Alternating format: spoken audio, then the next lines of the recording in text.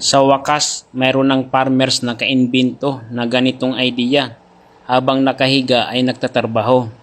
Ito yung idea na hindi pa kumakalat or hindi pa ito nagagawa sa iba. Ito yung idea na patuloy pa rin ang pag-aaral ni Kuya dito kung paano niya isistima ang ganitong paraan. Kasi habang nakahiga ka ay pwede ka magtrabaho, pwede ka magtatanim.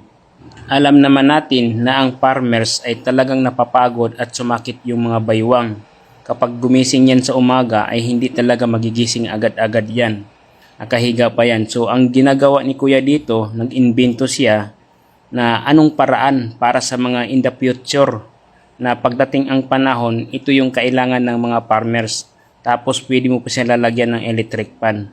Kung napapansin mo, parang hindi siya kapanipaniwala. Pero sa ngayon, pwede pa natin itong pagtawanan ang ganitong idea. Pero darating ang panahon, magugulat na lang tayo na mayroon na itong binibinta sa market. Ang ginagawa ni Kuya dito ay double purpose. Sa likod nito ay nag-araro, nagbubungkal ng lupa. Kung napapansin mo dito mga ka-idol, ay malalim pa yung pagkabungkal ng lupa. Hindi na kailangan hawakan ng tao. Ang ginagawa siguro ni Kuya dito, mayroon siyang remote na hawak-hawak habang ito ay nakahiga or naka-sit up na to sa system ng kanyang ka-tray. Tapos dito naman ay mayroon itong pang tractor. Ibig sabihin double purpose. Siguro kung titingnan mo ito ay parang tamad lang ito kasi nakahiga siya. Pero kung napapansin mo ay talagang madiskarte ang tao na ito. Kasi habang nakahiga ay nagtatrabaho. Ibig sabihin, pwede siyang kumita habang nakahiga.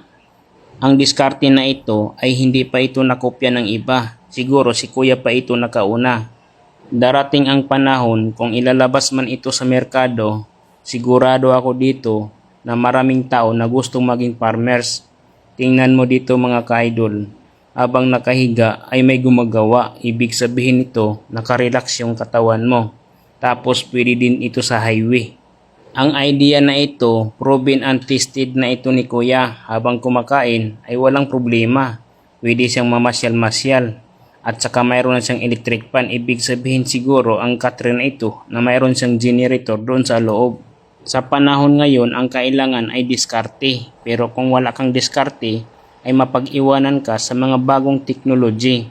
Itong ginagawa ni Kuya ay bagong technology to sa kanya. Sa ganitong idea, kahit may kapansanan ka dyan, hindi ka makalakad or lagi ka lang nakahiga dyan sa bahay mo, ay pwedeng-pwede ka pa rin magtrabaho. Nakaka-inspired talaga si Kuya dito. Kasi nga habang nakahiga ay may trabaho, kaya hindi mo siya pwedeng sabihin na tamad.